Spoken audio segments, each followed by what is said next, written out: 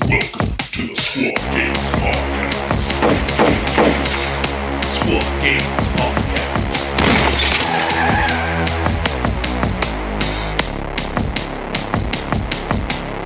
I think there's a couple content creators that don't know what the fuck they're talking about.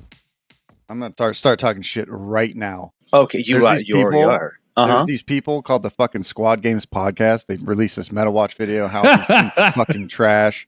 Yeah. You know, all this other kind of stuff. We saw all What this the fuck stuff did they happen in LVO. The dude just like, it's crazy. I mean, we just had this Squad Games just had probably one of the most competitive kill team tournaments in Southern California known to man. Some of the biggest names in all of the West Coast all converged upon Pacific Skirmish. We had a bunch of people come. Sin City Kill Team, thank you guys for coming out. They came out from Las Vegas. Right on. From Bay Area. We had a bunch of San Diegans and the typical LA crowd. But we were only missing really 3 highly competitive players in California at this 26-person event. We were missing Emmanuel, who's not typically concurrently active, I think, I haven't seen him in quite some time at a competitive tournament. Jeff, who is also the same.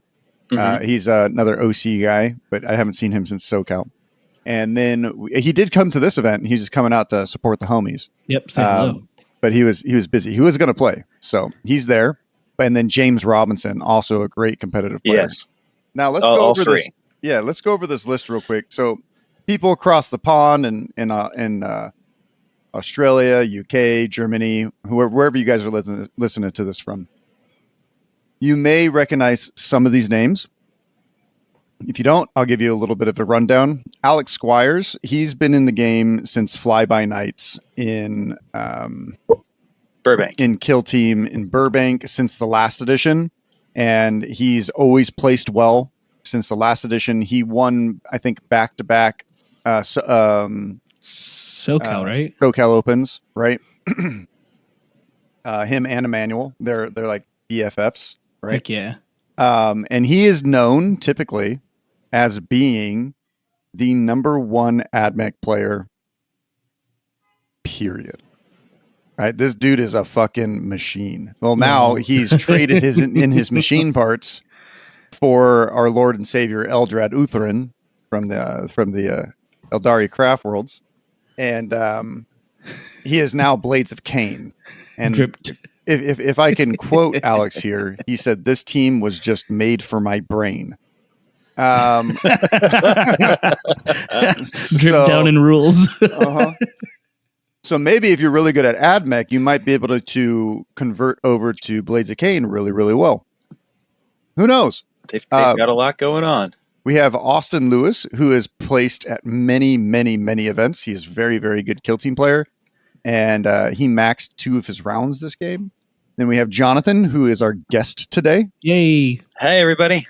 Jonathan won the very first All Valley team tournament. He's always placed really well and comes with the most beautifully painted models. Dude is a legend. Yep. And then we had Kellen Foster, who won the West Coast Championship. He's won a golden ticket in the past. He's a great player. We had Chris Bakke. We've had him on the podcast quite a few times. He is an excellent player from the Bay Area tournament scene, and he has destroyed the competition left and right. He's won a golden ticket in the past. He's won many tournaments. We have Anthony, who is an amazing Warmblade player and Colts player, a really good player just in general. He has won quite a few tournaments himself. Probably one of the better, if not best, LA-based player. We had Casey Martinson, who's from Las Vegas, right? We met these guys at LVO, and he played really, really good. Hand of the Archon. He beat some top players. We'll get into it. He did amazing. Yeah, he fucking crushed it. John Marco is a brand new guy to our scene. Beautiful painter. And I'm also going in downwards in placing ratings. We had Jeshua, who just won a golden ticket. Jeshua Kell team from Kell team. He is Jeshua the Kid Kelly. He just flew out to Florida and beat up all the Florida guys to get a golden ticket. An amazing player, you know. We have Miles, who's really good. Jason Stanecki won West Coast Open last year. Liam is also from what's it called? This is just a shout out to everyone who showed up at this point. Jimmy Kelly was there. We had so many great players come out to Pacific Skirmish. And this is not, I'm not going to spend, 30 minutes naming every single person, but like people that have won tournaments or have recorded stuff in the past absolutely fucking came out and crushed it at this event. And, Blades of Khaine won the whole thing. So these content creators called Squad Games, coming out with their stat videos being like, well, guess what? Blades of Khaine isn't that good. And then everyone on Command Point Discord saying, Blades of Khaine isn't that good. Well, guess what, everyone? West Coast is built different. The Eldar are here. We are here to stay. They know some stuff that we don't because they're older than us, right? And they're built for Alex Squire's brain. Second place, we got Scout Squad. Yeah, Scouts. Craziness. Second place with all of these players. And then third, we came fucking Compendium. Jonathan Marquise, I thought he was just coming for fun, but the motherfucker was cooking in his backyard some badass baby back ribs. Jonathan, why'd you bring Compendium Imperial Guard? I was like, you know what? I haven't actually played Imperial Compendium Guard. They were my first team ever for the previous Kill Team edition, where you're doing taxes to shoot people. So I had kind of like left them alone. I started this edition with some Vet Guard. Vet Guard have a lot of different things to it, and I'm like, okay, I want this team. It's very simple, but it's got a lot of models. Let's just see what I can do and have a really fun time. I'm not going here to crush it. I'm going here, if I'm cooking anything, it's a couple of tacos. Really simple, but apparently, just truth is, tacos are amazing. And my team kicked so much ass. I was always surprised. And that's not to say my opponents didn't give me trouble. I had some great opponents. But yeah, I was incredibly happy with the results. All of the battles were super fierce. There was a lot going on. I went against two elites. I went up against Nurgle Legionary. I went up against Reaver Phobos.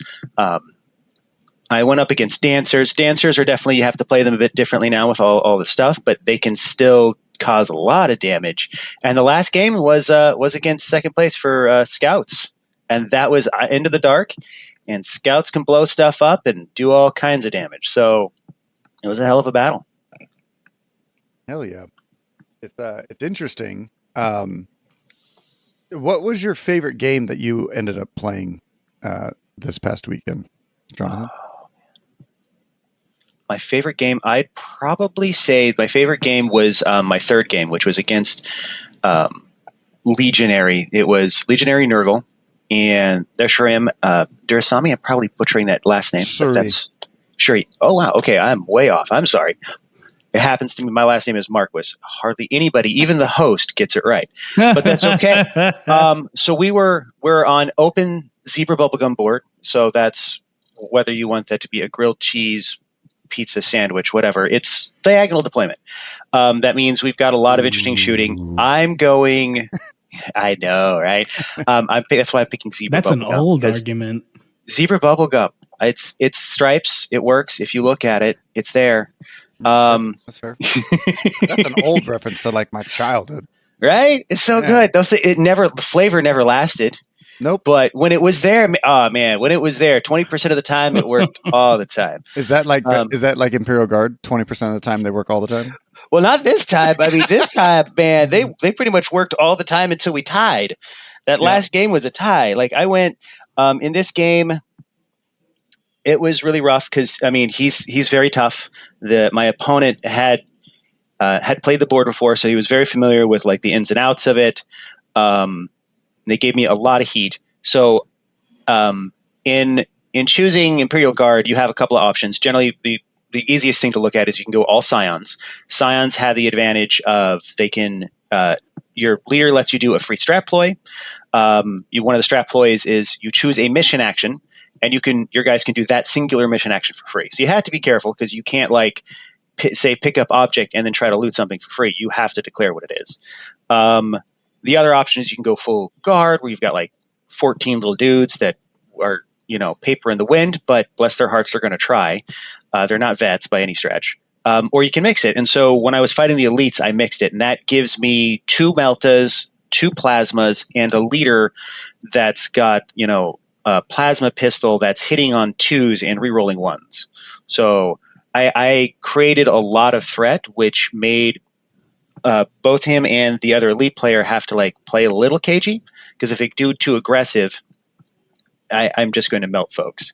And so in this game, it was a very cagey match, because he would run out of doors, shoot people, and then run back in. He'd do kill 2-3 models in a turn, and then I would come up and melted someone in the face. So it was a sprawling match. It was a lot of fun, but definitely one of the harder ones. And yeah, that was a great game. Amazing. Now, do you think Imperial Guard is better than Vet Guard in their current state?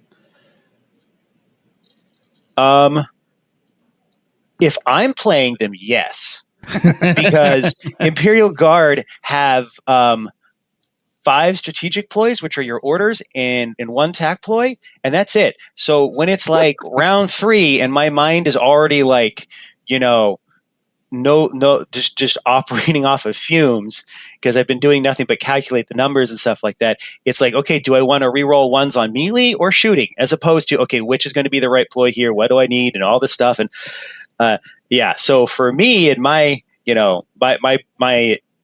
tournament deprived brain, by the end of it, I would probably go Imperial Guard. But in the hands of another player, especially after seeing what you can do with what the number of models, and I would still say Vet Guard in the right hands can do so much damage.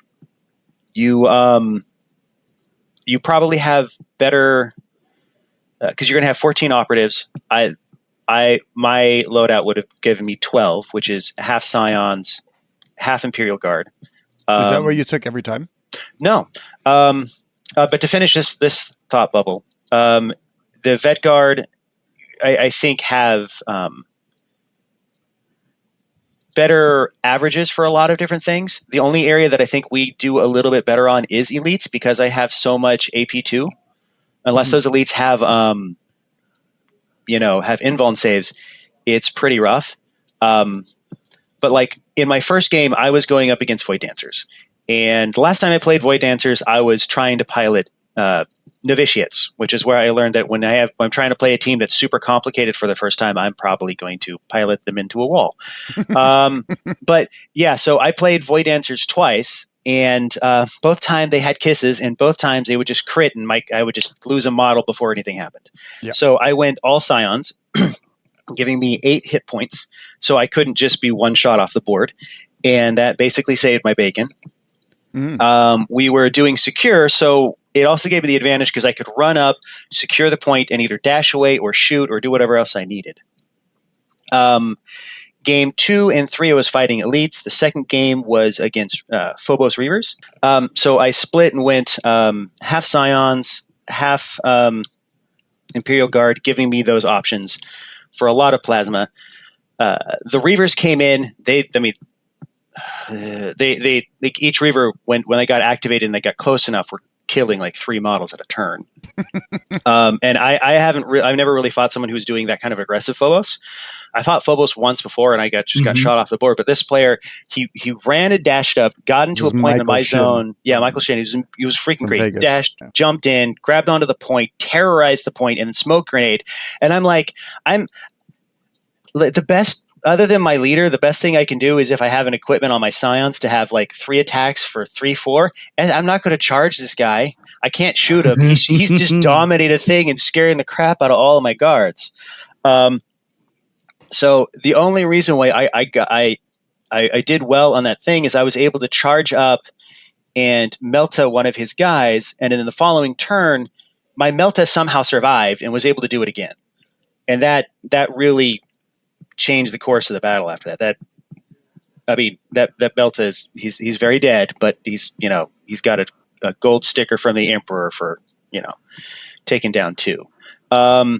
So that one was just this huge play of me trying to rush in, melt as many guys. My dice were pretty good to me, and so that was really good.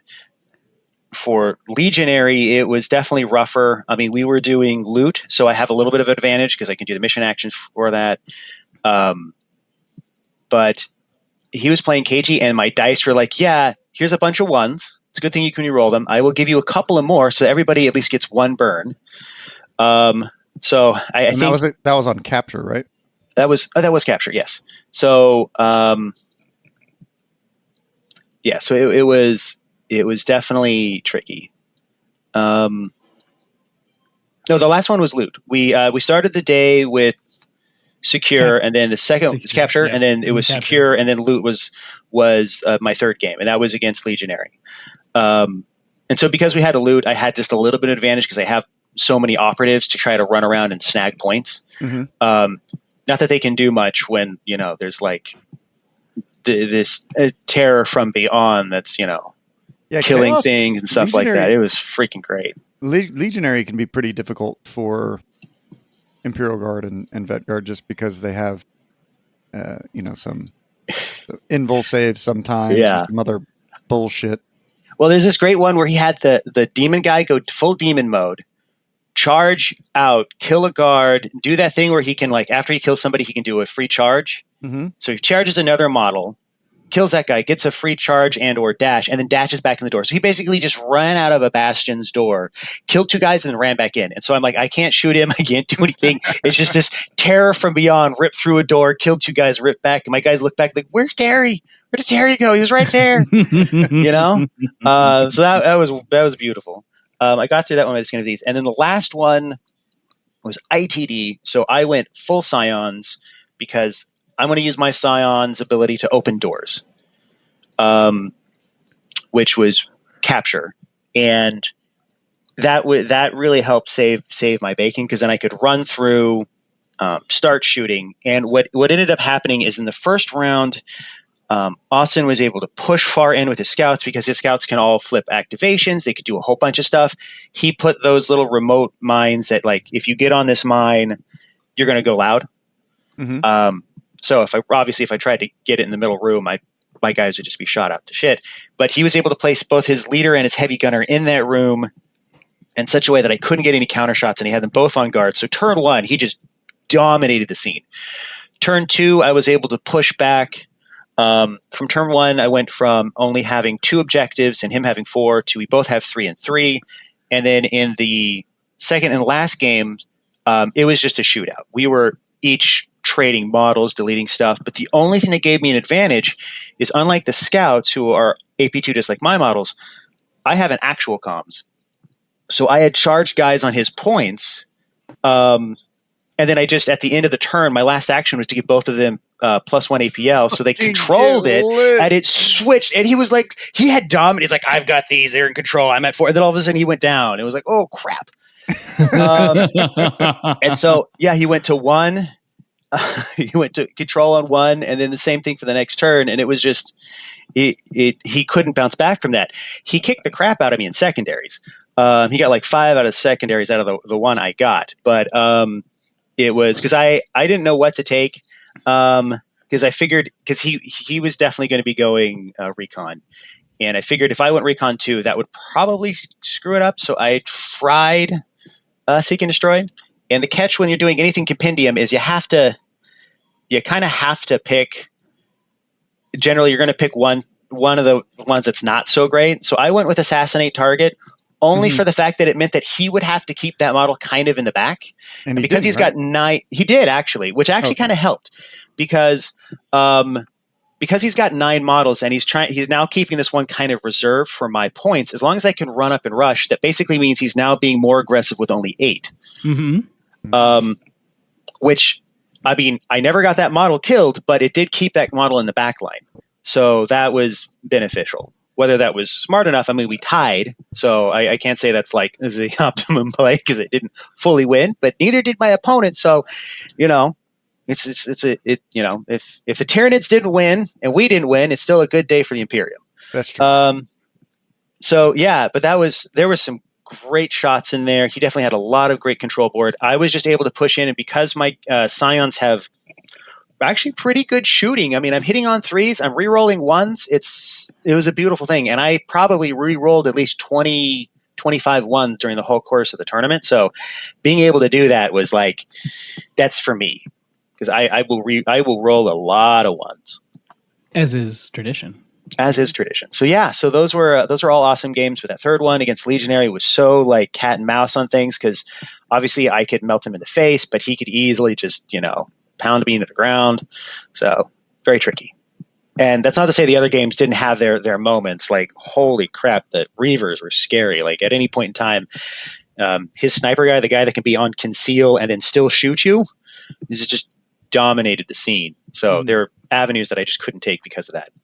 And Void Dancers, admittedly, you have to find a new playstyle for them, because you can't just rely on the fact that you can like jump across the board, kill somebody, and then jump away. Mm-hmm. But when they did attack, I was dead. Yep.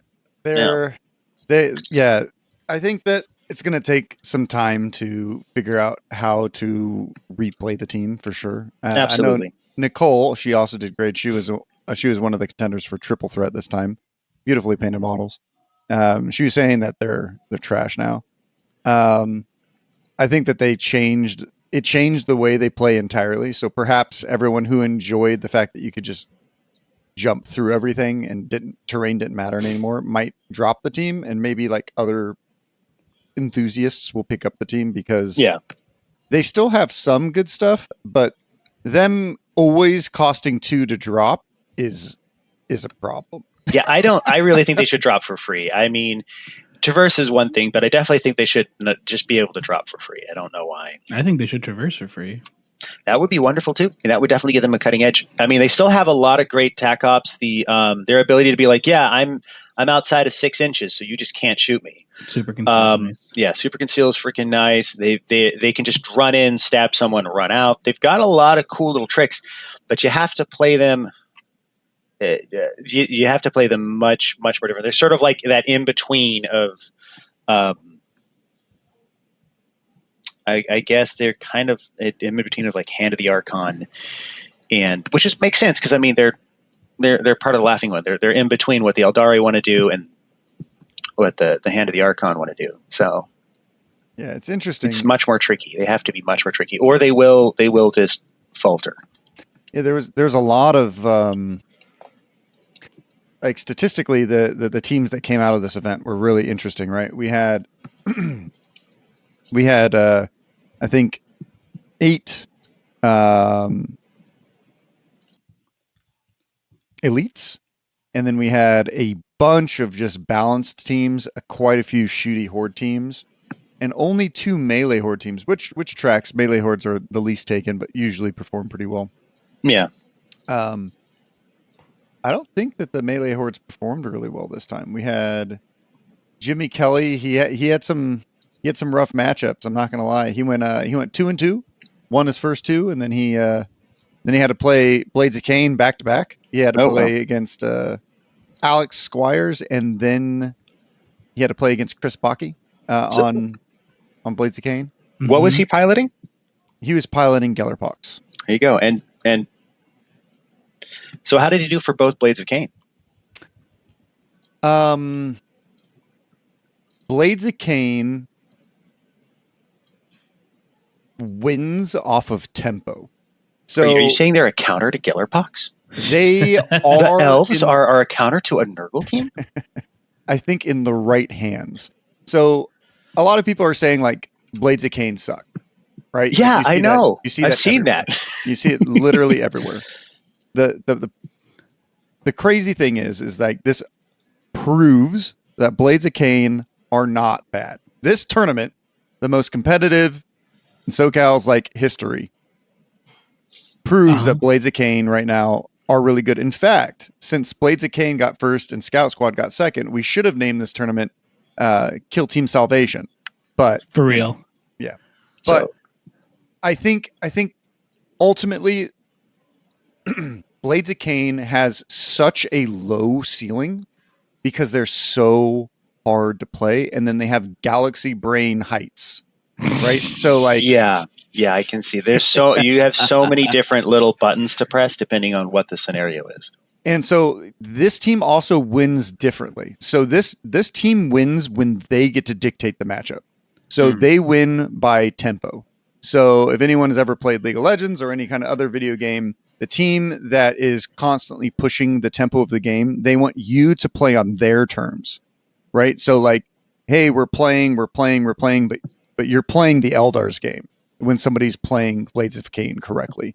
Like you can't, like, you're just like, oh, how do I react to this? Oh, whoa. You know what I mean? Like, yeah, it's a different play style that is different than I think any other team in Kill Team currently. Right. well, I mean, it's got to be good. Both first place and fifth place were Blades of Khaine, and in fifth place that was Chris Bach. He only had one loss. I know for Alex's matchups, I think he went mix every single time. It wasn't just striking scorpions, which means like the full list is actually viable.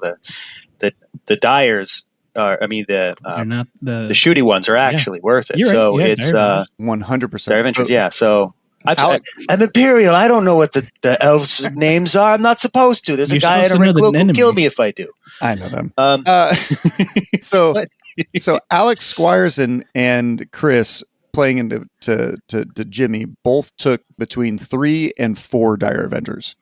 And what ended up happening is when the Gellerpox would come forward, they could just retreat and just keep shooting. Even though the Dire Avengers aren't doing like a ton of damage up front, they are just doing consistent damage, and then you can't catch them. yeah. You can dash a full 9 inches and then still shoot, right? Like they're just out of range consistently. And then I think almost every single time I saw Alex or Chris taking the biting blade, striking scorpion. Now I think that there's times where you bring all striking scorpions like into Imperial Guard, any kind of like 7 wound teams, stuff like that. But yeah, they definitely. It was very fascinating. And one of my favorite games to watch as a TO was the game that Chris lost. It was against Chris Baki into Hand of the Archon, wasn't it? Casey Martinson's from Las Vegas, his Hand of the Archon. Yeah. It was really cool because Casey positioned really well, played really, really well. And Chris had these plays that just didn't go off. Like statistically, like one of them should have went off, but they just didn't happen.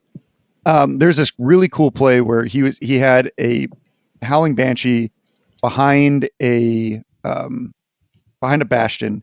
He charged out, fought a guy, only got 1 hit, did like 6 damage, had to fall back after 1 attack, fell back with a fly over a wall within 2 inches of his shredder, shot the guy with a pistol with his 3rd APL, and got rending, but the guy like made his saves. And so like he could have, not saying should have, he could have had a double kill off of that one play, and he didn't. But it was so cool to see that happen because like who thinks about moving, charging here, and then using their fallback deploy that can fly to do that just to get another attack? It was crazy. Like the team has such a high skill level. Like the plays that you see when you see Alex Squire like maneuvering his dudes, it's just like it's crazy. It's a really fun team to watch. I don't know about play, but watch. Right? I can see that. Fun. Really fun. I mean, they're also one of the teams that like list building is actually super important because you need to know which kind of models to swap in and out to have that right dynamic of how many Scorpions, how many Dire Avengers, how many Banshees. And then sometimes like you said, sometimes you do need to go all Banshees or some, not Banshees, but all Scorpions. But the catch is you only have a roster of 20. I know for Chris and Baki, they both took a full amount of 20 models, but you don't have enough slots to like build the whole team. Go. Yeah, you could go all 2 teams, but then you're only going to be able to have like maybe 1 or 2 other operatives from that one token that one faction group you're leaving out, which means you probably have all Scorpions or that's fitted out, and then 4 to 5 of the other 2, and then trying to play that dynamic. I love the way Banshees read on paper because they kind of remind me of Void Dancers because you get these fly options, you get a bunch of cool stuff. But I've not piloted these, and I know for both of the fine gentlemen I've talked to, you need that mixed bag to really dominate the field. You need the Dire Avengers to help put that pressure out because the shooting keeps everybody honest. They can't just kind of hide and come forward. And then you need both the sneak ability of the Banshees and then I guess the Scorpion Sting. I haven't played against them, so I don't know what tears they're going to be against Imperial Guard. But you don't know who's played a lot against them? I felt so bad. Guy in our scene named Miles. Great guy.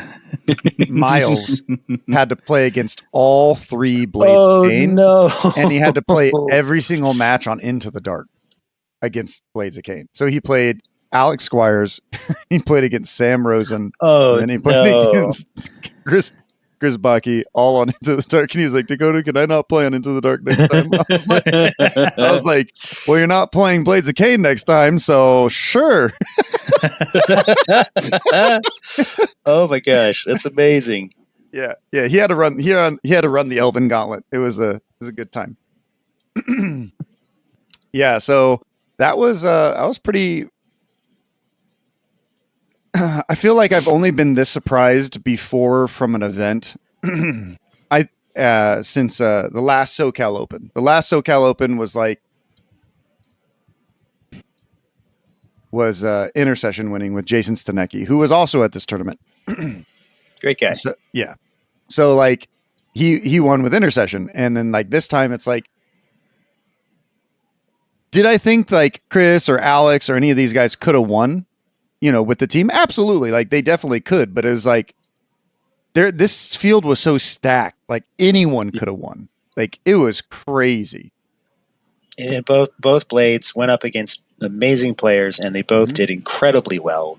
I mean, fighting like shit. Casey almost won, man. I was about to tell him like after yeah, round, he did so freaking great. With Hand of the Archon, He had a solid stack, 18, 18, 18, and 14 for the last one. I mean, he was legitimate. He kicked a lot of ass. He did. And then, I mean, anytime that you can go against a Gellerpox player that knows what they're doing, your team has to be capable of dealing a lot of damage and know what to do, because a lot of teams will just crumple because Gellerpox has a unique punching power. They have like their weaknesses, but it's not easy. And the Blades being able to, both of them effectively do that, shows that team has a lot of potential. But yeah, it's the skill factor for it. That's I think you're absolutely right, because there are teams there's teams like Blooded. Blooded came out, everybody was like, oh, the only way to play this is a bunch of grenades. Oh, the grenades got taken away. Oh, it's Blooded, you can't shoot anything. Blooded wants to fight things. As soon as you learn how to play that team the way it wants to be played, then it can kick a lot of ass. And then you have other teams that they just have that skill factor that you need to play it. And I feel like the other team that has that is Inquisition.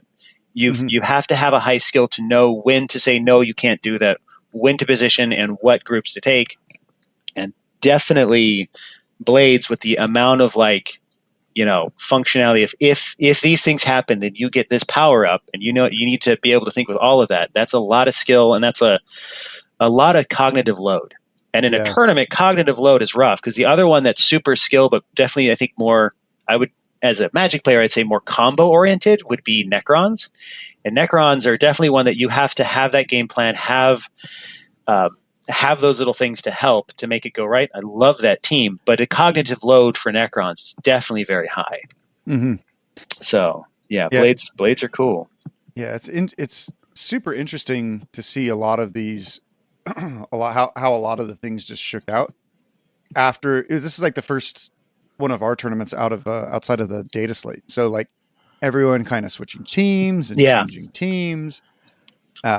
I definitely still think there's going to be certain teams that kind of rise to the top, in this meta, especially, and it really depends on the tournaments you go to. But like, I think that, LVO was criticized for having heavy terrain, by certain people. But I mean, like, Gellerpox didn't win this event. Like we had Blades, Scouts, Imperial Guard, Warp Coven. Yeah. Now there's a crazy thing with Warp Coven. You said something with Gellerpox recently. Whenever I watch Orion play, I've had the pleasure to watch him play Gellerpox quite a few times. When I see Orion play, he never loses a model turning point 1. Yeah. That is, yeah. And that's difficult because there's 15 models, right? The team can literally win almost by itself on turning point 2 and 3 and 4 if you don't lose anything turning point 1. And one of the most impressive victories that I saw at this last one was Kellen Foster versus Melty on the last one.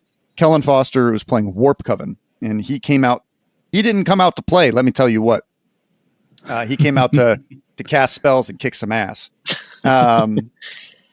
So interesting. He came out and he tabled Gellerpox. He tabled Gellerpox on Into the Dark by the end of turning point 3.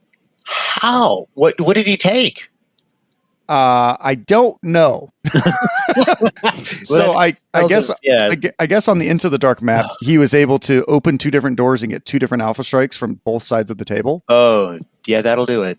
But the only 2 games that I saw Melty lose was when he lost models on turning point 1. So he lost into Scouts by losing 2 glitchlings and a guy, and then he lost, the last one. So it was interesting for sure to see like Gellerpox. I still think are fucking phenomenal. They are a legit team. They're one of those teams that you have to fight them differently than other teams. Mm-hmm. And if you don't know, if you don't either focus on the glitchings or focus fire on the particularly Thricekers, but the one, big guys, then you're going to go down, because otherwise you just look at it, you just see these huge abominations and you just pump everything into the abominations, and then they win because the glitchlings are doing all the work. Yeah. So you need to know who to take down, and especially prioritizing glitchlings is like major. Yeah, because they only take one mission action to do stuff rather than 2. Yeah. Like the Hulks. So it's definitely a really interesting team to try and figure out. I'm just glad there was no Colts at this event. Yeah, surprised there was no Colts. So people that we typically say bring Colts and bring Felgor didn't bring them. And I asked a couple of them, I was like, why didn't you bring, I asked Sam. Sam Rosen's been playing Felgor for the better part of a year. So why didn't you bring Felgor this time? He's like, they're just getting really stale. And I feel like Colts and Felgor suffer from the same mechanic, where when they're fresh, they're fun, but they become really repetitive, because once you figure out the sauce that you're cooking with, you just cook it with the same sauce every time. You're cooking the same orange chicken, right? Yeah. And there's no new orange chicken, because there's one way to win with both teams. Yeah. Speaking of teams and different ways to win, I think Scouts actually have a pretty decent skill level. It's different than it's really funny how they mirrored this for both box sets, the one that came out in this one. Because Scouts, I feel like the skill level is entirely on that opening play, on what you pick and what you put down, because you can totally dominate things. Like being able to, in Into the Dark, say, hey, if you go on these objective points, you are now loud, is super detrimental, because that means they open the thing, you can open a door and shoot. So picking the cognitive load for that team is picking the right stuff right off the bat, as opposed to Blades, where it's ongoing. Yeah. So it's kind of a funny flip flop. And it's also different from Inquisition, where it's all the stuff is before the game and right before. I mean, I guess it's similar to Inquisition, because you have to pick the right operatives to come in. It's in, but it's also, kind of during, because you have to know, or during, because you have to figure out when to use those different tack ploys to say no. But I think you're also, what you're saying is for Inquisition, it's also the fact that you have to pick which groups you're having to your roster based off of the meta. Because even with the 30, you can't take everything. You can't, you have to choose, do I want the sisters? Do I want, the cops. I'm Vet probably Guard going to go are vet Aterum. guard. I'm probably Yeah. going to go, vet guard in the Navy, and then maybe. To be honest, I like the Casualty. sisters. I like the sisters. I'm not going to lie with them. I think Oh, yeah? I think they're pretty good for Into the Dark because you get a ton of melee in those rooms. They're just going to slash stuff up. But then again, that's me talking from a soapbox that hasn't actually played or run the team. So I've played against them, and I don't think I've seen anybody do sisters. Well, the sisters So- are I think, going to become more and more popular because psychic teams are becoming a Yeah. lot bigger, right? We have Oh, yeah. Nemesis Claw, who Yeah, I think is that's a going to big come one. in. I know that everyone keeps saying that they're B tier, at least G does, but I'm telling you, this team fucking slaps. I think they're definitely going to slap. I don't think they're going to be more for, I think, like a cunning play style because you have to bait your opponent. You have, I think for elite teams, they have the best counters to other elite teams. Being able to make sure that you have the last activation with elites Is key. brutal. Super key. They have the ability to shut down a lot of shooting teams, and it's a beautiful thing. And then you have the we can go anywhere because my card says so. Mandrakes. Yeah. Yeah. They are going to be the legit boogeyman, more peeping Tom of Kill Team because they're just like, yeah, I'm over here, I'm watching you. They'll probably be able to make infiltrate amazing because they can just be, I'm here, I see you. Yeah. Turn one. I think the things are going to still shake up even more. And I like where the meta is currently. I wish elites were stronger. Yeah. Right? Let's see here. What was our top elite player? Our top elite player was Gianmarco, who got he plays really beautifully painted Black Templar Intercessors. Black Templar Intercessors for the Emperor, and he got 2 wins, a tie, and a loss, and that tie is what brought him above 6 tournament points and put him in between the 3 wins and a loss category, and he won specifically because of tournament points because of that tie. So. Shout out to Aiden, really helping his homie out, getting a tie. They played. It was so funny. That was a real fun game to watch too. So Aiden versus John Marco. Aiden, so anyone knows, usually always wins best sportsmanship. The dude is a legend. He's Paints phenomenally. I don't think I've ever heard a negative thing about this dude. Insane. Probably the fact that he's too nice and keeps winning the nice award, which he's nice enough to be like, nah, you can have it. And you're like, well, that's just worse. Motherfucker, why are you doing that? It's like he's just great, He's got that I'm here to have fun and let's have a great time attitude that you can't find any faults with. It's awesome. It's always a great time. Yeah, so him and John Marco played. This is John Marco's second tournament. And John Marco likes to go engage on intercession and kill things. He did well with that play style. Apparently, I'm looking at standings. He made 8th. He did. So he played 8 in round 3, and they both brought the exact same equipment, the both exact same operatives. Very first turning point, like one guy's gunner killed the other one shot on death, shot the other one, almost died. The very next activation, the other grenade launcher died. And then I was like, because at the very top of the thing, I was like, hey, you guys brought the same everything. Whoever's dice is better wins. Turns out neither one of their dice were better. That's great. They tied at what, 13 points? Yeah. It was amazing. Good. It's great. Yeah, intercession v intercession. And that's the thing that I miss about elites and intercession. Elites are a lot of fun to play. And I think that that's like something that's missing from the game, right? Because we had Jeshua in 9th place, right? With Legionary, but like it's really difficult for intercession to place well right now, unless I'm sure if Jason Stanecki picked him up, he could do something great with him. I'm sure there's some other players out there who could pick them up and do really good with them. But why do they want to go through such heartache and possible losses when they could just play a better team and get better results tournament wise, right? Yeah. I think they're a really fun learning team. I think they're really fun, in quite a few other areas. But, I'm going to say this and they're going to win our next tournament, and that's fine. I'd like to be wrong. But, I think that Intercession definitely would benefit from a buff, because having a really fun, easy team that is strong is good for the game. Yeah, I agree. And it's the poster child team, They are also the most... Justin Timberlake is not?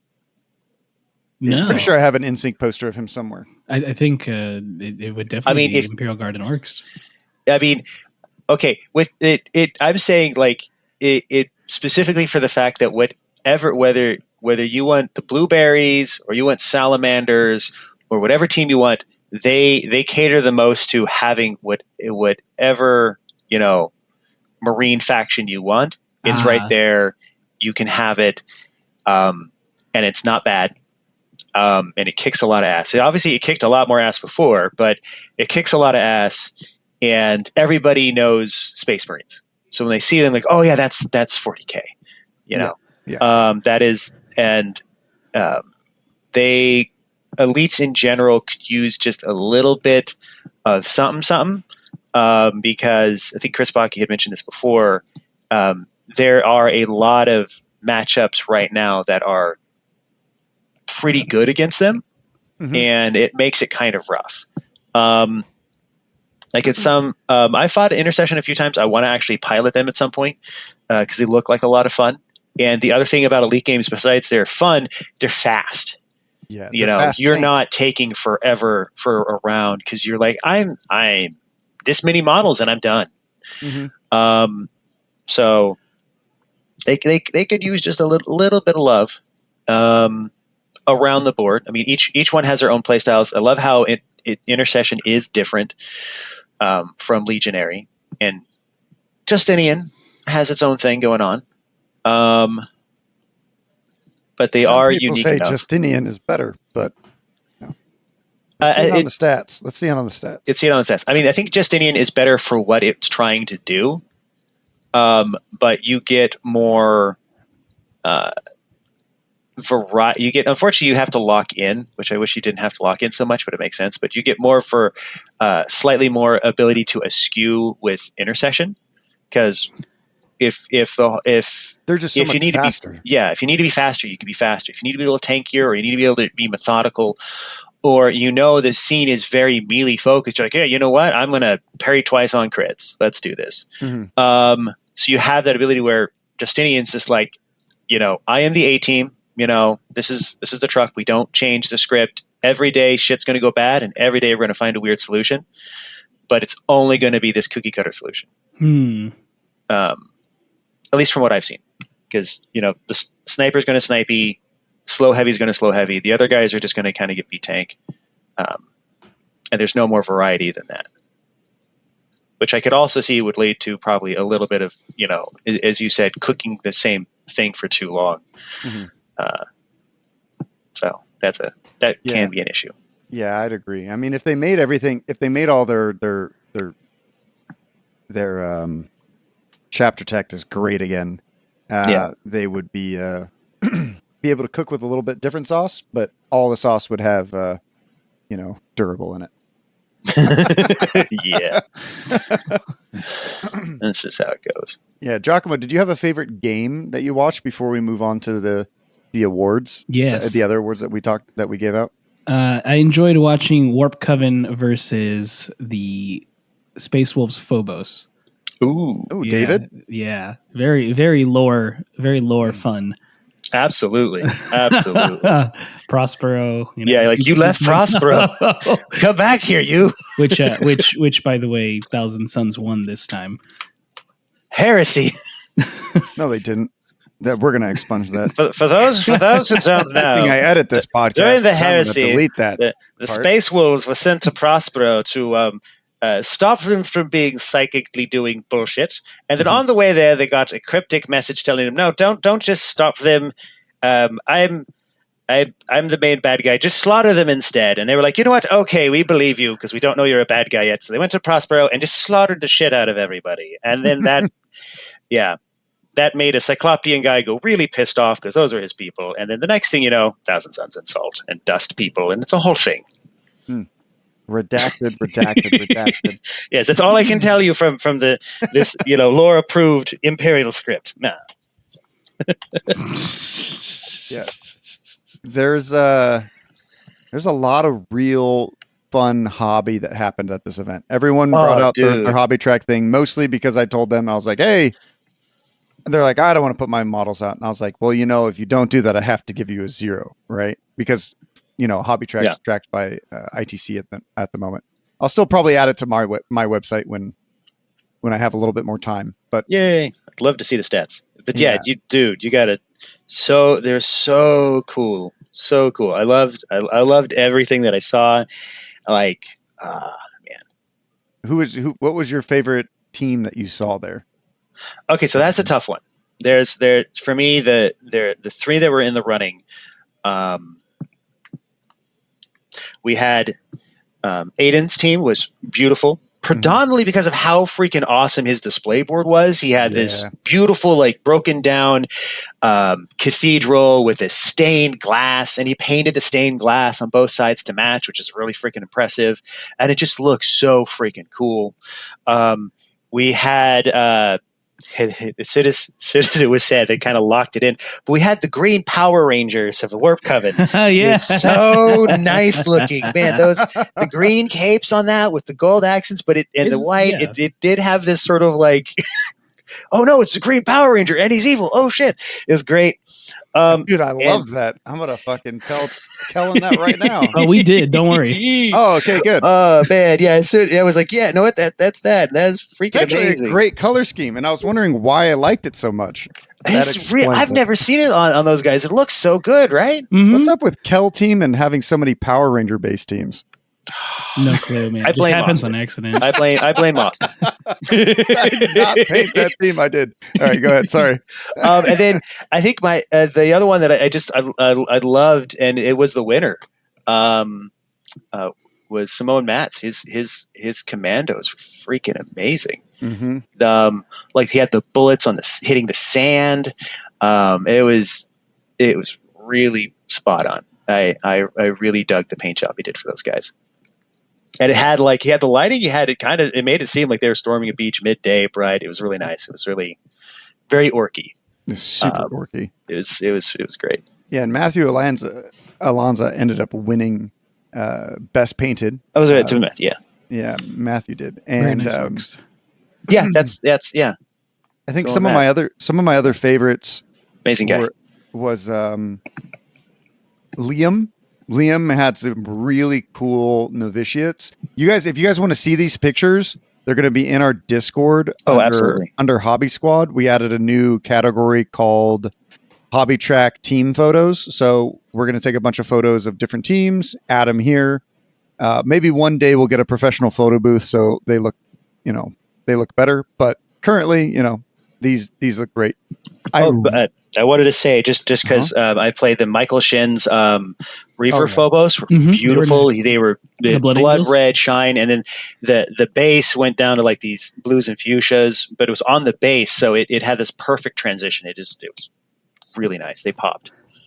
Yeah. So Liam's had some of my favorite bases just because I like flowers. I like pretty bases, right? They were great. They look so purity based. It was It was really, really cool. Had a spring snow kind of quality to them. I liked it. Yeah, Anthony Martin. He has a Wormblade that he's been painting for a really long time. I really like the grunginess of his white and his bases and all that kind of stuff. The team just is coming along together super, super nice. His team is really nicely painted, in my opinion. And then Melty brought his Gellerpox, and this is by far the best paint job I've seen Melty do. And his Gellerpox just look really, really nice. So he did I mean, everyone did a really good job. Oh yeah, everyone did a great job. Yeah. Painting Gellerpox is a lot of fun, by the way. If they're honestly not that hard to assemble. So not that everybody needs to go out and get those because they're hard to get, but they are a lot of fun to paint. And both Gellerpox were painted really well. I love them. They really made all of the little details pop, and there's a lot of details on those models. I also liked Austin's spreading democracy scouts. The whole theme was Helldivers, so they had like special helmets and stuff. It was great. Yeah, they were pretty cool. So what's interesting is that when Gianmarco, like I said before, got triple threat, to me that's the hardest award to get. Right? Like, yeah. Every round, me and Giacomo had a different conversation about who the triple threat leaders were, right? Because we are going around, we're assessing everyone's sportsmanship, and then we take a sportsmanship vote at the end for the smaller tournaments. We get feedback, and then so that plays into effect, but also the team has to be really well painted, and then on top of that, you have to do really well in the standings, right? So every round, it was just like different people were leaders for the triple threat. Yeah, it was a fun thing as a tournament organizer to kind of watch. But like you have to, like I said, you have to do well, paint well, and be a good sport. It's so difficult, right? There's a couple people that were like doing really well, and then they just had like a really poor sportsmanship moment or something like that, and you're just like, It does happen when like the tournament gets long, so it is not easy to keep that in. Like, props to Gianmarco and props to Aiden. Those guys, like they're diplomats. They are. And then best sportsmanship went to Connor Simmons from the Cellar Dwellers, playing Hand of the Archon. He true gentleman the whole time. Great guy. He's always gotten good sportsmanship votes. This time he got the most. Nice. Yeah, and then we had a There and Back award, which is the longest travel. So Chris Baki. Yeah, thank you. I think you came up with it. Thank you. Casey Martinson from Las Vegas and Chris Baki both traveled a really long distance, and they both got to pick an award as well because they were both the highest placed players who traveled the furthest. So. But yeah, I mean, man, this was a fun one. Oh, this was a fun one, and I think it's definitely like a turning point. There's always, after a data slate and a couple of new models come out, there's always that like, well, what is it? You know, everybody's just sort of sitting in their chat box and their discords and their onlines, and they're talking about a few games and stuff. But when you actually have a tournament that solidifies what things can do, I mean, we had 3 Blades of Khaine. 2 of them did, place top 5th, meaning that it's not just like a fluke, but it's legitimate. And they went up against solid teams. So did Scouts. We had one showing because, I mean, the popularity isn't quite there. But the fact that they were able to, blow away the competition that effectively, score so well, means that team can, kick a lot of ass. And then don't jump on the Imperial Guard bandwagon. I don't need a nerf. If I go to AP1, I'm dead in the water. I think I lucked out on a few things. I have a decent matchup against elites, but that doesn't mean that this is like the new hotness. But you're more than welcome to pick them up. I do recommend piloting them because they are pretty easy if you're trying to like learn a horde team. Actually, they're really great because they're so simplistic. So I would recommend it for learning Horde, which is one of the other reasons why I decided to grab it, because they are pretty easy. But this was a great event. We had 3 legionaries, and I think they all got to fight each other, which was great. I'm so surprised at how well the hand did, especially against their fellow elves. That was awesome. Everybody was just having such an amazing time. There wasn't like, it wasn't like back in the day of, oh, we've got like 2 Felgor players, well, they're going to win, or, oh, we've got 2 cult players. It's the summer of melee, we're dead. This was an actual open free for all with a lot of skilled players bringing the heat, bringing a variety of teams. This wasn't like 19 commandos. Right. We've seen and- that before. Right? So do you guys think this tournament is a representation of what everything else is going to be? Because we've seen a couple tournaments go on and it's like higher tech and this and that. We've seen Pathfinder won an 82-person tournament in Spain. Like, do we think that like West Coast is like, I think we're definitely innovating, but I don't know if like this is the meta, like compendium scouts and Khaine. I mean, I think what this does show is that you can't simply judge the teams by the internet reaction. Every team in the right hands of a player who knows how to pilot him and enjoys that play style. Like, Alex Squires, he's like, this team works as my brain because it does. Which means like he is a monster with that team because Alex is a smart guy. When it comes to like, he's probably one of the most admech people I know, which is a great, foil to like Emmanuel, who's like the best, commando orc guy I know. So those are a great duo.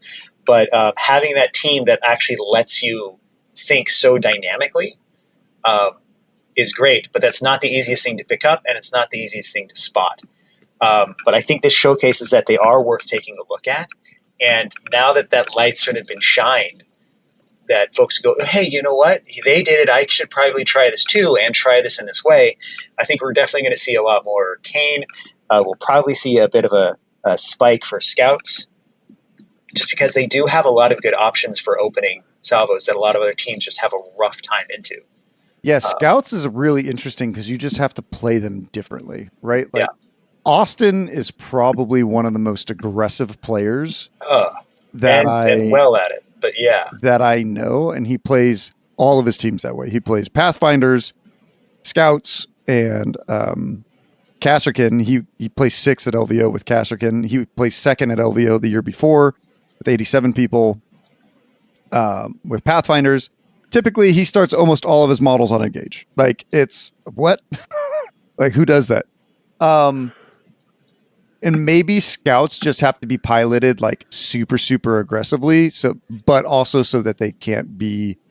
They do have that advantage where he would have a lot of them on conceal, and the fact that he would take like 2 to 3 or 2 or whatever infiltrations, so that way he could just be like, oh, they're active now. It's like, oops, you're in the targeting fire, and the fact that you can really control the state of the first turn, because when you're like, okay, this objective here and this objective, you get there, I know you're going to trip the alarm, and I know I'm going to have someone in position to shoot you.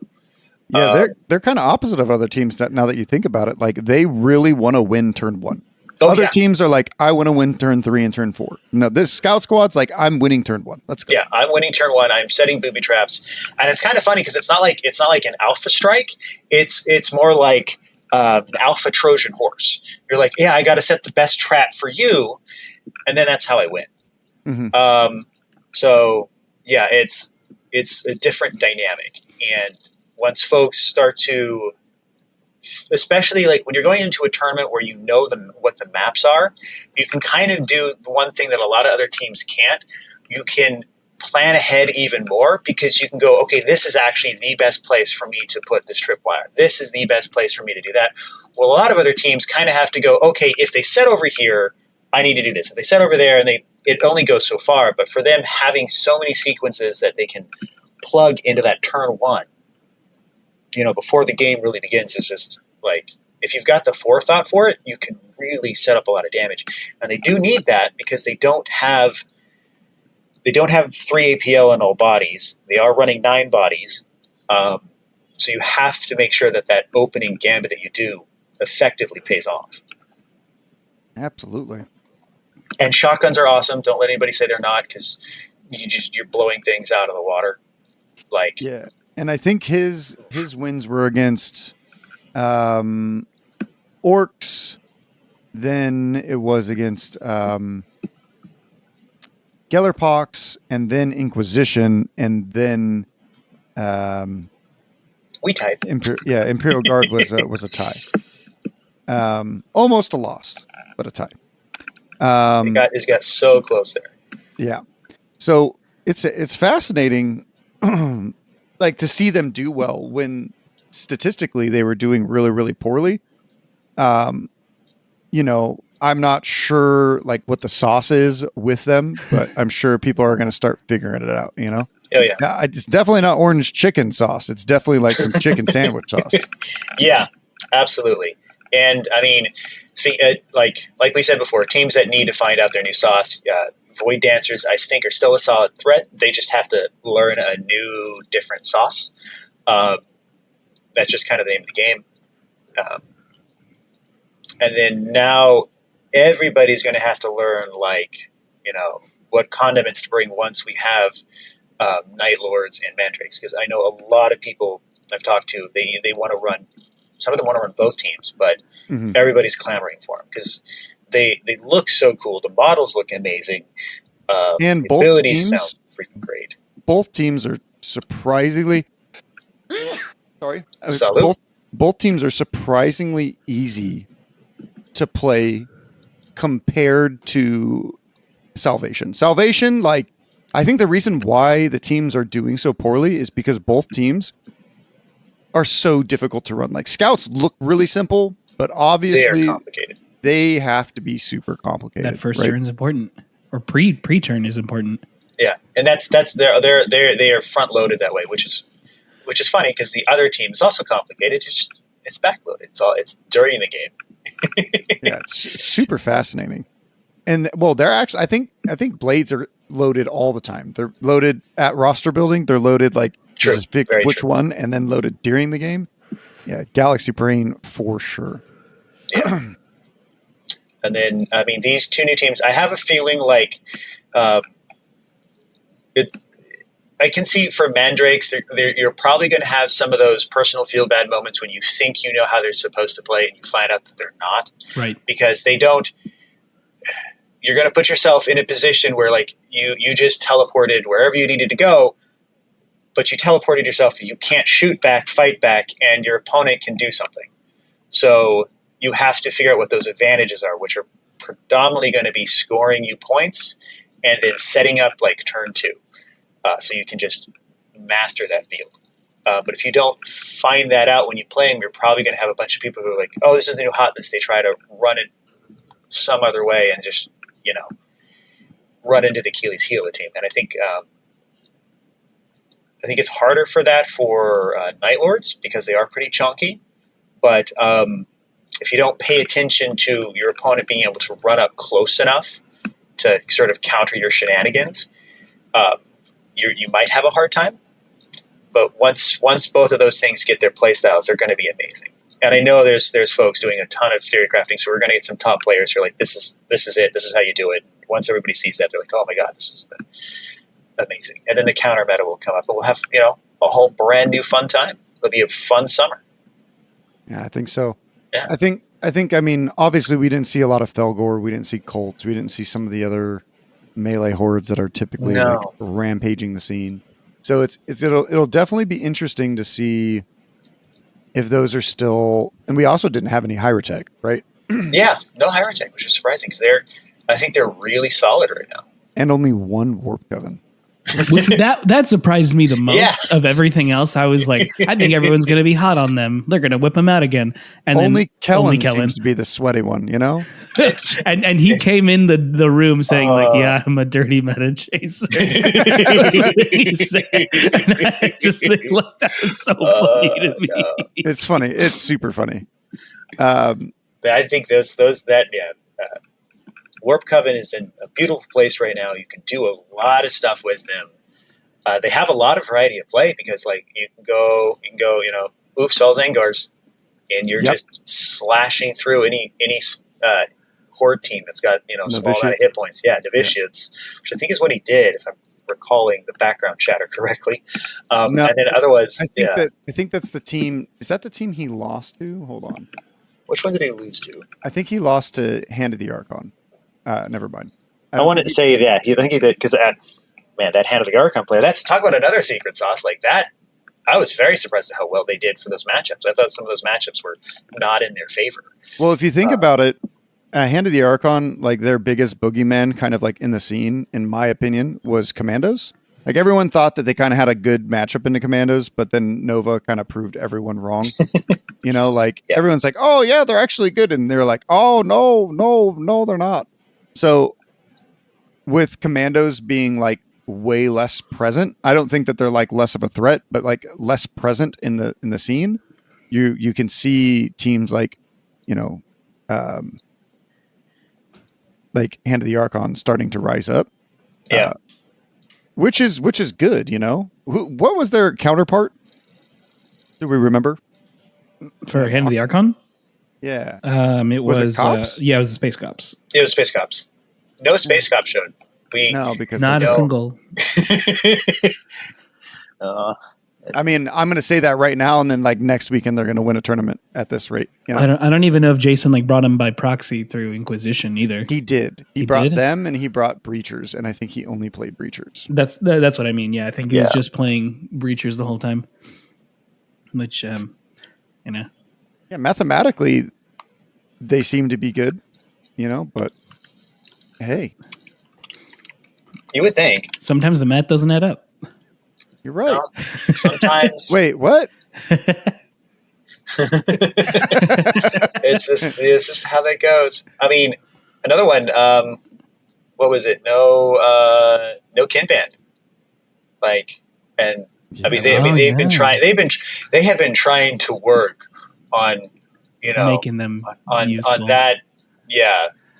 Well, on that Thousand Island recipe, where it's just maybe a little more mayonnaise, maybe a little more ketchup. I don't know. And the guy's like, I didn't ask for either of those ingredients. What they need is I just a little want my bit of big Cholula. fruit guy. They need a lot of Cholula. They need a lot of Cholula. And they haven't given any of it. Nothing. They just. I mean, just. Yeah, they need some loving. Whereas, they need a Crutox. Just give them a Crutox. Oh my God! Yeah, let's go. Like, I don't think they're going to get the Crutox.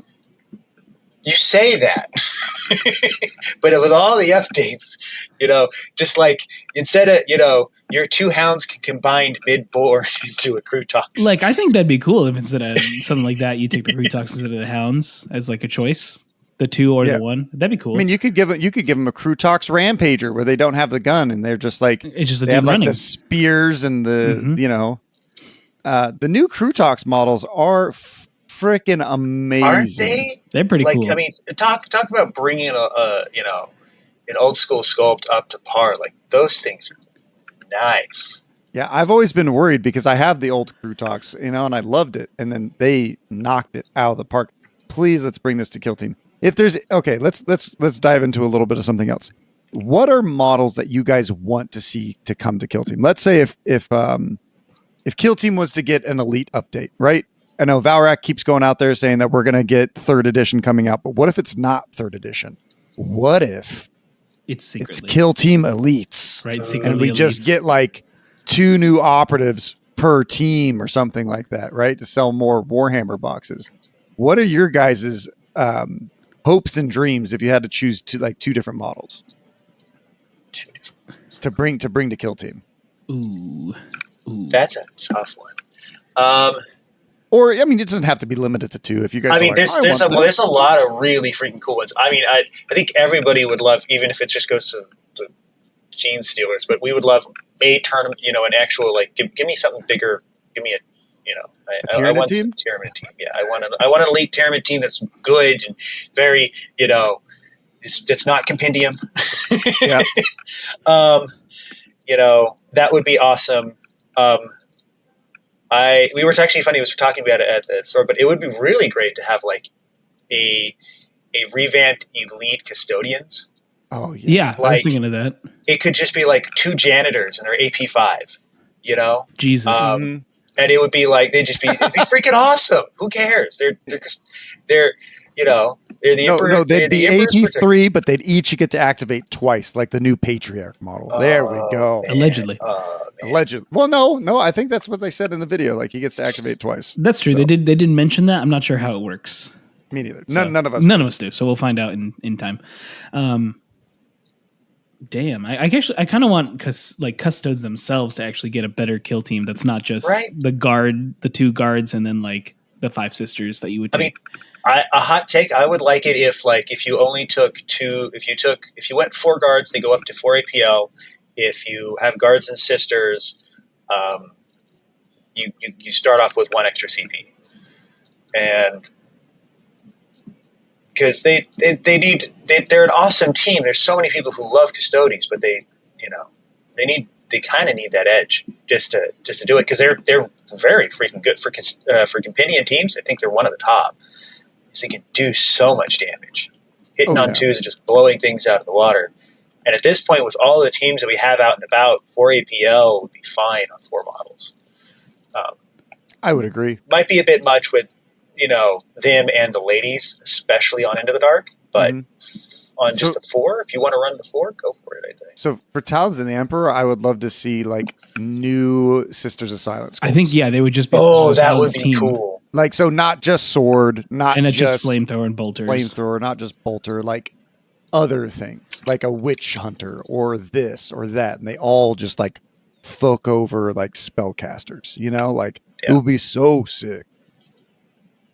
I think their abilities. Sorry, Henry Cavill. Would Never mind. I love this. Like they would damage more than Psychers. Obviously Psychers, but I think like their ability would be something like a null ability, right? So it would affect the way APL is modified or something, or the way GA is modified, something like that. Yeah. Because you got to lean into the null of their thing if they go that way. Yeah. For Vet Guard, I would say give me a Commissar and give me a Bulgrin. Yeah. Hell yeah. Yeah, they need the Bulgrin or whichever one. I would love to see for Hyrotech, I would love to see Scorpec Destroyers. It's like my favorite Necron dude. Like, just like, hey, awesome. instead of taking like these guys, replace 2 of your Immortals or something like that, and you just like put these guys in, 3 APL, just like super aggro monsters. Super aggro monsters. It would just dominate. Yeah, that would be fun. That would be super fun. For Space Marines, I want to see fucking Terminator. I want to see Terminators. Right. So, like a Terminator in like the. So instead of Space Marine, I don't think it's ever going to happen because we have the Kill Team Terminator box. What is it called? Termination. Yeah. Oh, the Kill Team box. You mean? This would have been amazing if they put Terminators in it. Terminators versus Necrons. Yeah, really drive in there, Yeah, really drive in there. That'd be awesome. Yeah, those would be my hopes and dreams. And for Hand of the Archon, I would love to see them get like Incubi and what are they called? Scourges. That would be sick. But yeah, those would be my wants. G, do you have any wants or dreams? Outside of everything we mentioned, not really. Like, I think most teams kind of play well in the way they work. I don't really know. Adding too much starts changing inherently, which then you may as well just make the new team, or just kind of like if you have enough of the same faction, just kind of put them together if they're close enough. Like I could see Kasserkin and Vetguard being together, and like they're not super far off. Besides elite points, obviously the rules are different. I would love to see heroes added to this. Like, imagine if like Inquisition got, Eisenhorn, or his red, or like Space Cops got Eisenhorn, because they suck because they just all do the same thing, but they do them worse than Scouts. It's like, I'm going to arrest 7 wound models. Most teams got buffed to 8 wounds, so I don't arrest anything anymore. I only arrest Imperium. Yeah. I feel like, wait, what? I feel like those wound things should change a bunch, like to at least be a minimum of 9 or something. Yeah. It would be. I'd actually like to see some of the models from Blackstone Fortress. Oh, Blackstone hell could get a yeah. team. Yeah, the Like Blackstone. those are sick. That'd be another Rogue Trader team, kind of. Yeah, it'd be another road trade team because I mean that would just be super Oh, you have sick. a robot. Hell yeah. Hell yeah, dude! The robot and also like the stuff on the chaos side, like The blooded. you know. You could bring Well, back it's they've got like the hero. I don't know the guy's You got name. the But they got Psychers. the Psychers, but you also get like two Chaos Marines, and you got the bigger Chaos Marine dude who's basically like Oh, you're right. evil Yeah. lieutenant with the big hammer. You're Like right. he'd be freaking awesome, and that way you have this sort of like Chaos Legions where you've got them, you've got a couple of Chaos Goons. blooded troopers and a couple of Zangors that are just there to just wreck face. That's That would be right. sick. That's right. Yeah, you got this one psyker who's just like able to do some bullshit. And And that way it would be different than cults. It would just be the sort of like chaos unaligned team that's just there to wreck havoc. The Hyrotech Chaos team, where one leader and all these like little guys he brings Yeah, in to yeah, do stuff. So this wasn't Kill Team Arena. This was some other box that came out with like, So back in the day, there was the Imperial Guard used to be able to take. Was it Sigmund? No, what was his name? So you could take from the other version. You could take quite a bit of the models. You could take there's a Flame Zealot who had like the super massive flamer. There were two. Godfrey. 40K. Godfrey was his name. You could take there were two. What are they called in 40K? The two halflings, air quotes, the sniper guys. They're not squats, but they came in the box, and you could take them as well. Mm-hmm. And they're basically like the 40K equivalent of a halfling. They were freaking awesome because they could work in tandem. And the Ratlings? Ratlings, that's what it is. Yeah, so you could take the two Ratlings and snipe stuff, and then they had like a psyker lady, and then so you could take quite a bit of models. I don't think you could take the robot. I don't remember. But all of them had really cool options. They all did a lot of stuff. The Flamer guy was amazing. And it's just kind of neat because you could add them in. And so I had kind of hoped we would get that team again because those sculpts are freaking awesome. They look really freaking cool. And they're, to me, a lot more interesting than Lucidin Star Striders. Just on the diversity aspect. And they even get a crew. It was a pretty good sculpt crew. So that's one of my things that I was always hoping that they'd bring back. I miss Gottfried and the flamer chick because she had I still have that model, dude. She has like a flamer and a chainsaw like underneath it. Brutal, dude. It's such a cool. The models are so cool, and they're just like absent. Yeah. You know what I mean? Yeah, that would be I really thought when they were doing Inquisition, they were going to bring back those two models, but then they just came out with completely new stuff, and I was like, oh, that's fascinating. But yeah, if anyone else wants to put in what they want to see come to Kill Team, or what they hope comes to Kill Team in an Elites update, I would love to see the big. What are they?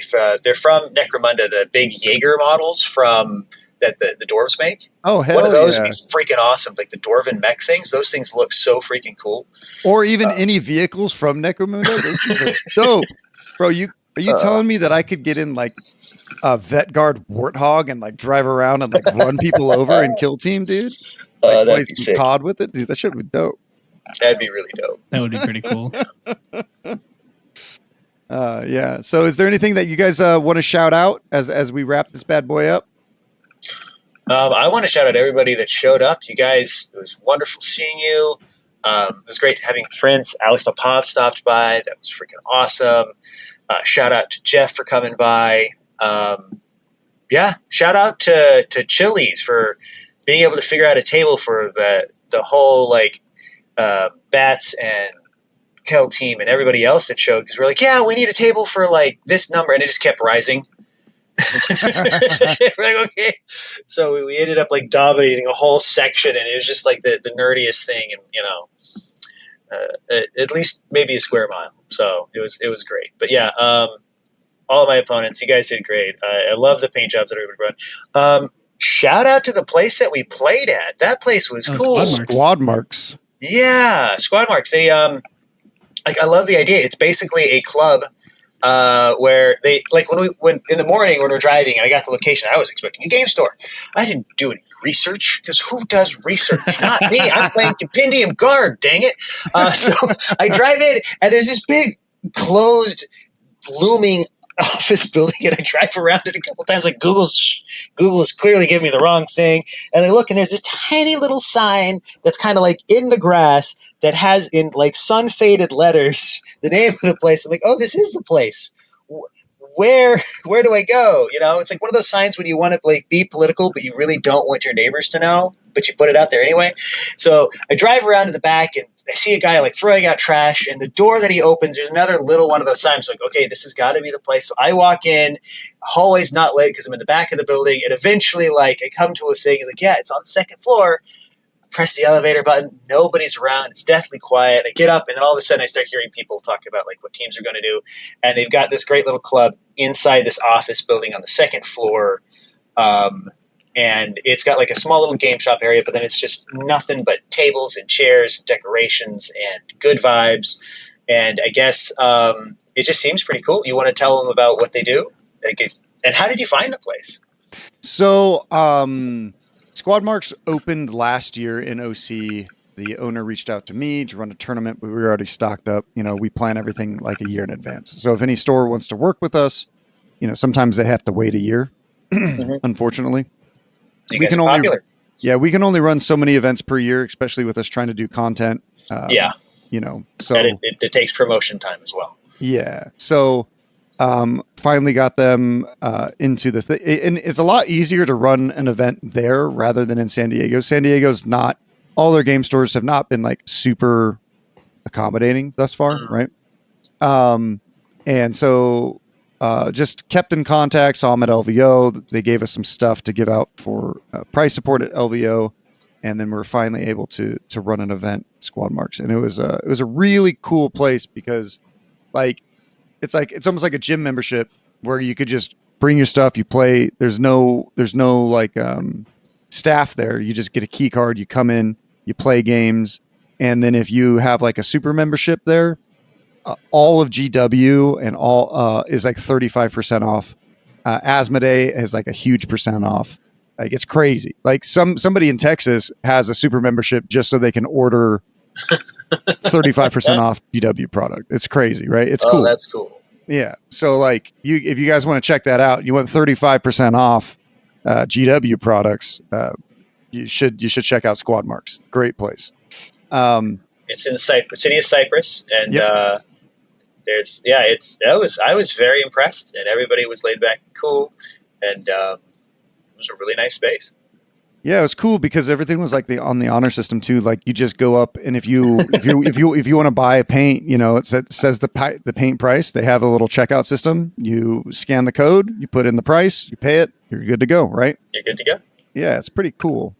Super interesting style, super interesting. They had a lot of good terrain, good tables, space was dope. And the best part, if you're part of it, there's an open snack bar. Mm-hmm. So access to cold water and chips was really awesome. And then a lot of community members just like bring in stuff from like Costco, or just like they just bring drinks. And if everyone's contributing to it, you know, it never space, goes away. You know, yeah, exactly. So yeah, and that's the beauty of having that kind of agreement. It's really cool. Mm-hmm. And I mean, you couldn't really do that in a game store where you've got, you know, it's open. So the club attitude where it's this, we're all here to do. I mean, they had a lot of different other things, because they had Star Wars Legion, they had other stuff. But if you're there to do miniature gaming, you kind of need a very set kind of dedicated space to do it. Mm-hmm. You need tables that have room to walk around. You need, you know, a place to put your like 19 pounds of stuff, and then another 19 pounds of books and references. If you haven't gone all digital, so and it's rather large. Like 26 players didn't even fill up half the space. No, we actually had we had two 40K players doing their own thing. I think we actually had both. There were two other tables that were like fully like 40K'd out. There was like a really cool army I saw it was Tau versus Thousand Suns, and that was really cool. You had Magnus the Red, like just ripping apart. It looked like some Taumac. So Yeah, it's fun to look over and see another game being played. It is. Yeah. So yeah, that was cool. It was a great place. I know we're doing shoutouts and stuff, but what is the next? Do you have the next 2 tournaments planned? Yeah, so I'll talk about the next 3. So we're doing the Bay Area Championship on May 25th in at Mad Alpaca Games. It's kind of in between San Francisco and Sacramento. The hotel's pretty cheap. So Bay Area Open is not happening this year for Kill Team. Instead, we are running the Bay Area Championship. Their space, FLG space, went down a little bit this year, so some tournaments got moved out. So we're running this at Mad Alpaca Games. We already have 18 signups, and I've started writing something called it's like a tournament stretch. What do they call it? Stretch goals? Yeah, like tournament stretch goals. Like when you want to touch your toes, you eventually get there. Yeah, I'm so far away from that. Oh, same. Apparently, like there's like I've seen like things that you can trick your body if you like put your hands between your knees and squeeze. You can actually get a little further, which it does. But I think that's just because you're now like bent over even more, and your body's like, "Please stop! I'll give you anything." So we went there last year, played a lot of fun. I think it was Merry Mayhem. Yeah, that was a lot of fun. That was cool. Yeah, it was a homie trip. Me, Giacomo, Alexander Popov, and you, Jonathan, all drove up. Mm-hmm. And middle of the night. Quite Christmas. literally. Yeah. So we played, and it was a really fun store. So I wanted to run a tournament there, and Bay Area just happened, out of the blue. That and West Coast Champs, but that happens in December. So Bay Area is going to be a ton of fun. The stretch goals we're currently at 18 players that have signed up already. We have people coming from Ohio. We might have people from Vegas coming. So the main thing is with these stretch goals, a week before the tournament, however many we have, that's going to be the prize pool that we give out. So it doesn't really help with people signing up last minute, which we do. Kill Team deals with on a regular basis. Yeah. Unfortunately, it takes a while to make awards. So the big number that I'm going to be posting this stretch goal list once I have it all written down 100%. But Bay Area Open, if we hit 40 players, we're going to give out faction best in factions. Oh, those are cool. I remember those from LVO. Those were actually really cool. We're almost at the best in super faction mark as well. So they might be super faction. So that's Eldari, Chaos, Xenos, and Imperium. Nice. So like we're going to give out a lot more of these kinds of things. We're going to have like things for sweepstakes, stuff like that. So it's going to be a lot of fun. We're going to be giving away a lot of stuff.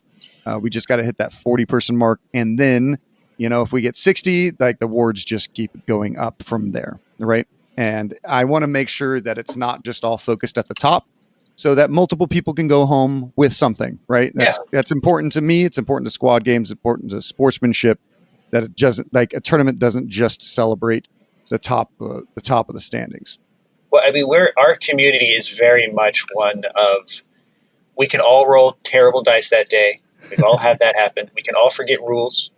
Yep. We can all have our kaiju moments where half the board falls down and we have to put it back. And we're not sure where it went. Mm-hmm. So there's always that sense of no matter what, we kind of want to walk away with like that good impression for all of us. So that way we come back. Absolutely. Yeah. So I'm glad you guys are doing that. Yeah. Bay Area is the next one open. That one's going to be a ton of fun. We're going to be streaming that one. And then our very next one would be about 2.5 weeks or 2 weeks later, 3 weeks later. It's called Midsummer Mayhem. And that's on June 15th down here in Santa Clarita. That is our anniversary tournament. So that is a very special tournament to us, because we started this 2 years ago on that day. So or at least close to that day. So it's a very fun event. We're trying to get a golden ticket for that one. And then finally the All Valley team tournament which is going to be another huge blast of a tournament. We have people coming from all over the country. Again, that's 1v1v1. You bring 3 buddies, and if you don't have any buddies, you can sign up as a free blade, and then you will make friends. Yeah, that's how I got started in the whole tournament scene. I went to the very first AVTT, as we like to call it, down on the streets. And then I got this message, and it was like, "Hey, you're a free blade. You want to join us?" And next thing I know, I'm with 2 of the best players, James and Austin, Ruthless, and You're a Manuel's practice partner. I was a man. Hey. Oh yeah, I was definitely a Manuel's practice partner, and like I learned to fear commandos before anybody. I was doing that before it was cool, and that's why I was glad they weren't as popular until someone else realized it and let everybody else know. The next thing I know is my fear, because there's a lot of teams that don't do well, especially before all the buffs. And one of my favorite teams that doesn't do well was Higher Tech. But yeah, when I took Higher Tech and pre-buff, pre-everything, I'm paying for every action out the nose. And everyone's like, he's the easy win. I want to go get Jonathan because he can get. And then I was like, next thing I know, I'm like fighting Chris Baki. I'm fighting all these other amazing players, which leaves the 2 cunning rogues to actually do all the heavy footwork and lifting. While I'm just there going, I'm on an open Into the Dark board against Blooded. And there's an Ogre, and okay, half my bottles are gone. Okay, I'm rolling 1s for reanimation. Okay, yeah, okay, I'm gone. Cool. Let's go get some food. It was great. But yeah, that was so much fun. I recommend for anybody to do that, even if you don't have those partners, because you will make friends along the way. You will get that team, and everybody's super cool in that community. And team tournaments are just different than they are. Because it's like, hey, if you win and all your buddies lose, they're the ones dragging you down, But if you lose and your homies win, then it's like, hey, I still won, even though I lost. Yeah. Cool. Well, and if it's 3 ties, then it's like, oh, that's weird. Right. Cool. Cool. Well, it's going to be a 2-day event again, right? It is. It's going to be a 2-day event. And this time we rented out a space. We rented out a Marriott hotel, and we're trying to get room blocks for it as well. It's out here in LA, so it's a good destination spot. You can go to the beach. It's in September. Yeah, that's really freaking cool. Yeah, I'm looking forward to that. I know near the end of summer, cheap flights too. Yeah. Oh yeah, that'll be great. I know for last year, I lost every single game the first day. And then the second game, I won every single game. So I was like, yes, I've proven my worth. So that was good. So because it's, you're a team of 3 folks going. And if you're the one always losing, you're like, yeah, but once you start to pull your weight around, it feels good. And either way, it's the whole group effort. So it was really funny. But I can't recommend it enough. It's a great experience. You always interact with some amazing players. And since it's not you alone, it's so worth the experience. So I'm happy to hear we got a whole place for it. That's going to be really cool. Yeah, it's going to be cool because that Saturday night there's a brewery down the street that serves, even if you don't drink, like myself. We're all going to go to this brewery on Saturday night, and they have great Irish food, and they have this huge outside back area. So we can just infest, we were just worm blade people just cult of 40K. Yeah, exactly. Because we want it to feel different than everything else. We want it to feel like a family. These are just a bunch of friends coming together to play a tournament. That's what you end up getting with this community. That's what I like about this so much more than a lot of other gaming communities that I've run to. There is a much better knitting, of everybody getting together. Yeah. So what day is the AVGT? That is September 21st and 22nd, I believe. I will believe you. Yeah. It's that weekend, whatever weekend that is. We have a calendar up on lustersworkshop.com, and we also have a calendar up on in our Discord. So yeah, that's going to be huge. But also, like, we are almost 100% done editing Hobby Highlander. There's just a few little tweaks that we have to do, but that is coming out this Friday. Yes. On YouTube. That sounds Finally. super cool. Yeah. I have heard about this in the works, and there Mhm. can only be one. There can only be one. So this is it's a YouTube paint show where me and Giacomo, Sai is the the narrator, the host, and we test paints to see what is the best. And like, Giacomo, what is your favorite? What is your favorite paint? I'm not going to say was, but what is your favorite white paint right now? Well, let's pretend, like, just in case, we don't know. No pressure. Yeah. Right now, it's currently bold titanium white from Monument Hobbies. Mm-hmm. We're pretending like we don't know anything, so Right. it might be that one. Right. I don't know anything, know. so it's easy for me. And then my favorite is AK white. How about you? My name is Jonathan. Jonathan, what is? Dude, it's okay. There were times to do that.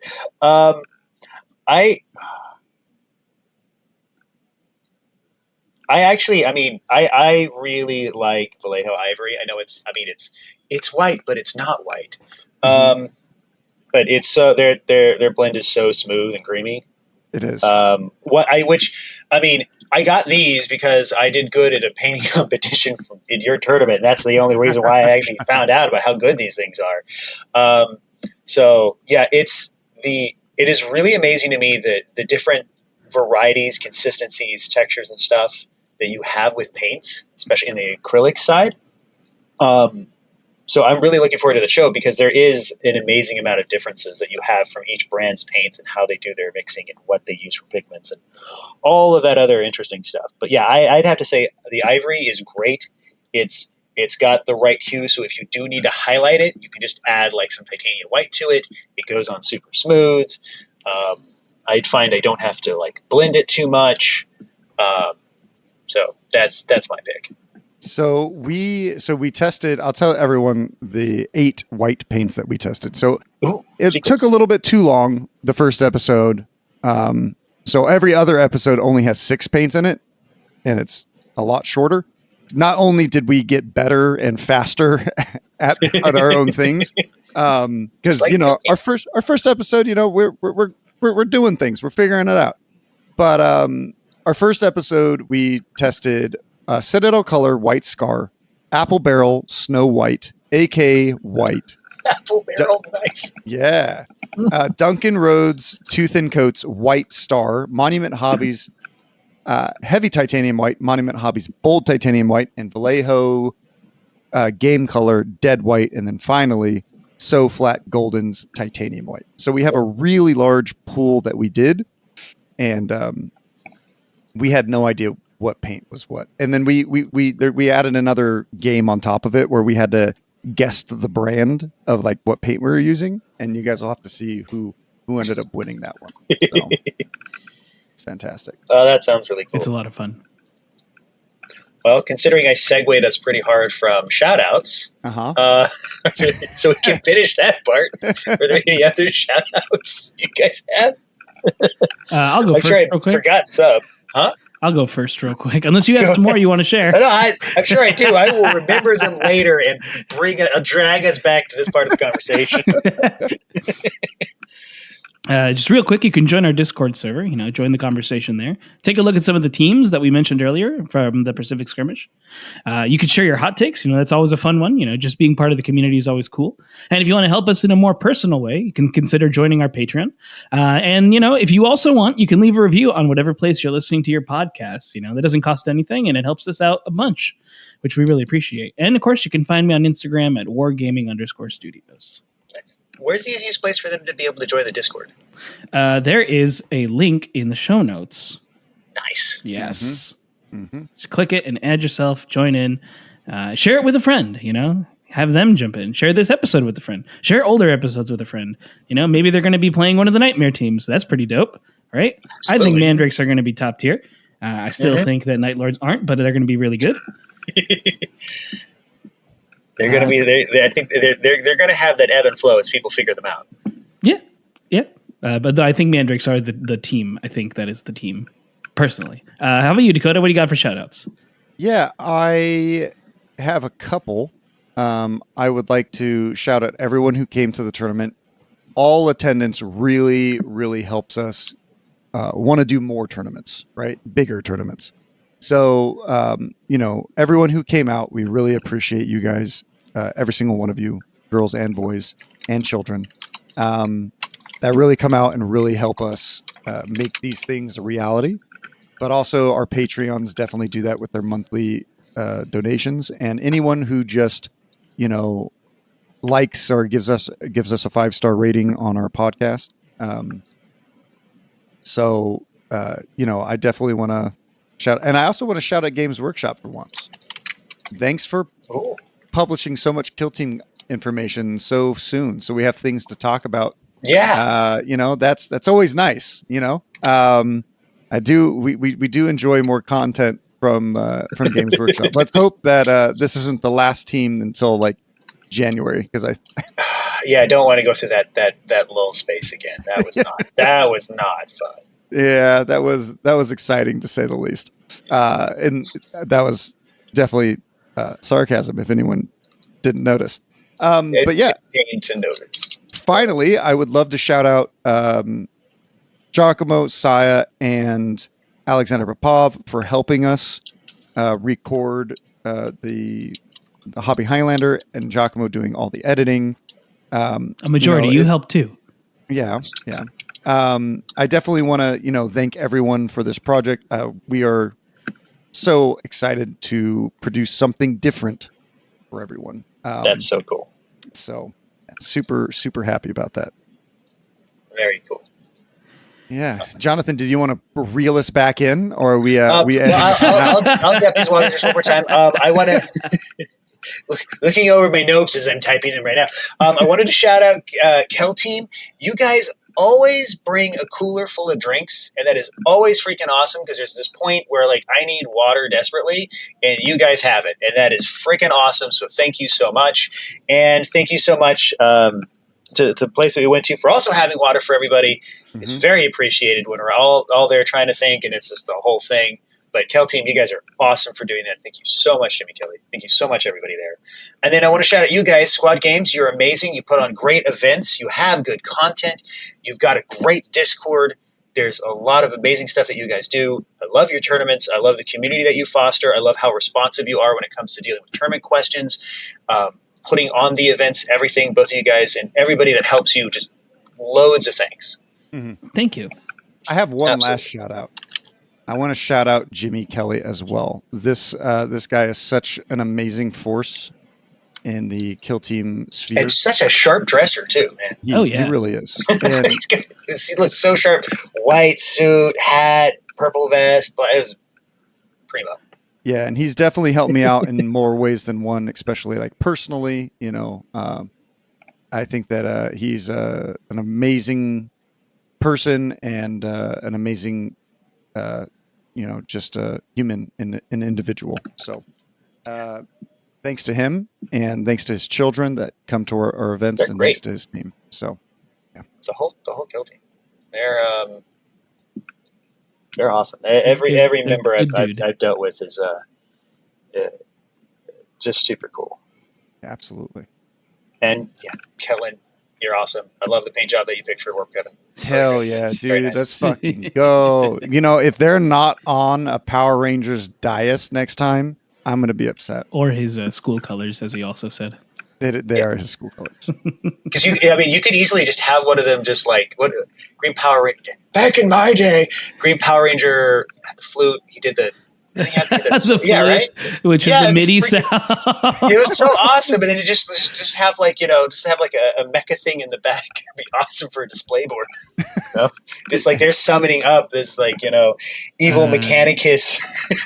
Yeah, they could just get like a Mauler fiend. Awesome. There you go. Yeah, it'd be freaking bitching. Just that'd be cool. There you go. Absolutely. Yeah.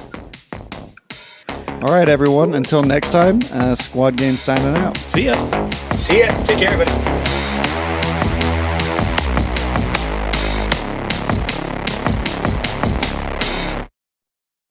The Squad Games podcast is a production of Squad Games Entertainment. For more information on Squad Games, please visit our website at lestersworkshop.com/squad-games.